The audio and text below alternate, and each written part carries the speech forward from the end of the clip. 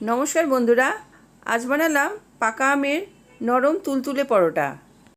এর জন্য নিয়েছি পাকা আম, পরিমাণ মতো ময়দা, মিল্ক পাউডার, অল্প চিনি, ঘি। প্রথমে ময়দাটা আমি চেলে নিচ্ছি। ময়দাটা সবসময় চেলে নেওয়া উচিত। অনেক সময় বাজার থেকে আনা ময়দায় পোকা থাকতে পারে বা অন্য কিছু মেশানো থাকতে পারে, এই কারণে। এরপর অল্প পরিমাণে লবণ দিলাম আর ভালো করে মেখে নিচ্ছি এখন লবণ। এরপর আমি 2 চামচ ঘি মিশালাম। ঘিও আমি খুব ভালো করে ময়দার সাথে মেখে নিচ্ছি। ময়দার সাথে আমি 1 চামচ চিনিও মিশিয়েছি।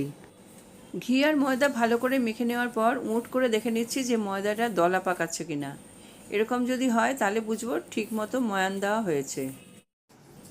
এবার ওই ময়দার সাথে আমি মিল্ক পাউডার মিশিয়ে দিলাম। এতে পরোটার টেস্টটা কিন্তু খুব ভালো হবে।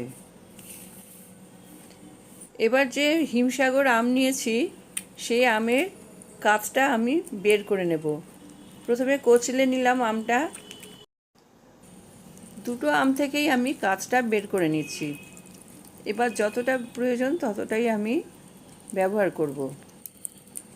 পরে মিক্সিতে ব্লেন্ড করে নিয়ে আমি স্মুথ একটা আমের পেস্ট তৈরি করলাম। প্রায় 1.5 খানা আমের কাঁচ আমি এখানে ব্যবহার করছি। আমের ঘনরস থাকার জন্য আর জলের প্রয়োজন হবে না। ময়দা আর আম প্রায় মাখা হয়ে গেছে। ময়দা মেখে নেওয়ার পর খানিকক্ষণ আমি ঢেকে রেখে দেব। এবার এখান থেকে সাইজ মতো লেচি কেটে নিলাম। এইবার অল্প ময়দা দিয়ে পরোটাটা বেলে নিচ্ছি। পাতলা করে পরোটা বেলে নিলাম। এরপর তাওয়াতে অল্প করে ঘি মাখিয়ে নিয়েছি। এই ঘি মাখানো গরম হয়ে গেলে এর মধ্যে একটা করে পরোটা দিয়ে দিলাম। উল্টে পাল্টে পরোটা সেঁকে নিলাম আর তার 2 পিঠেই আমি ঘি ব্রাশ করে দিচ্ছি। এইভাবে একে একে আমি সব পরোটাগুলো ভেজে নিয়েছি। সব পরোটা তৈরি হয়ে গেছে, সাথে করে নিয়েছি সিমাইয়ের পায়েস। আপনারা কোনো তরিতরকারি বা ভাজা বা যা খুশি দিয়েই এটা খেতে পারেন। পরোটা কিন্তু খুবই নরম হয়েছে আর খুব সুন্দর আমের একটা গন্ধ। এরকম টেস্টি পরোটা আপনারাও বানিয়ে দেখুন, খুব ভালো লাগবে। আমার এই রেসিপি আপনাদের কেমন লাগলো অবশ্যই কমেন্ট করে জানাবেন।